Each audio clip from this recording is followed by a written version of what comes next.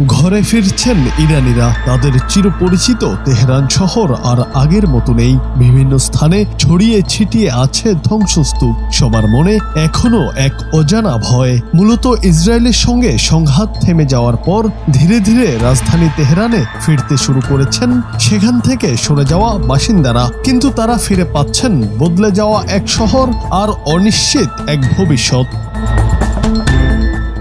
এছাড়া সংঘাতের সময় ইসরায়েলের হয়ে কাজ করার অভিযোগে ইরানে গণগ্রেফতার চলছে। গ্রেফতারকৃতদের দ্রুত সময়ে বিচার প্রক্রিয়া সম্পূর্ণ করে দণ্ড কার্যকর করা হচ্ছে। পরিস্থিতি এমন যে কে কখন গ্রেফতার হবেন এবং ফাঁসিতে ঝুলবেন তা বোঝার উপায় নেই। ইরানি সরকার এসব দণ্ড কার্যকরে আগে থেকে স্পষ্ট ঘোষণা না দেওয়ায় অনেকের মধ্যে আতঙ্ক বিরাজ করছে।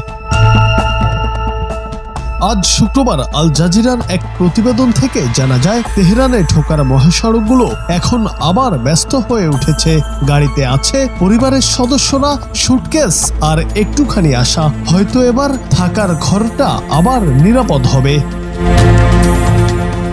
12 দিনের যুদ্ধে প্রাণ গেছে 6 শতাধিক ইরানির। বাস্তুচ্যুত হয়েছেন বহু মানুষ। যারা ফিরছেন তাদের চারপাশে স্পষ্ট ইসরায়েলি বিমান হামলার ক্ষতচিহ্ন। এই ফেরা যেন শুধু নিজের বাড়িতে নয়, এক অনিশ্চিত ভবিষ্যতের দিকে যাত্রা।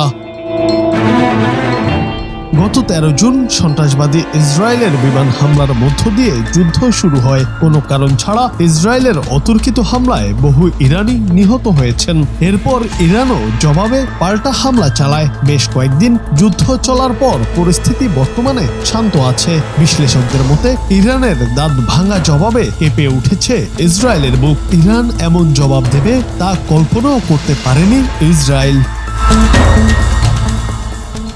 জুনায়েদ আহমেদ, বাংলা টিভি।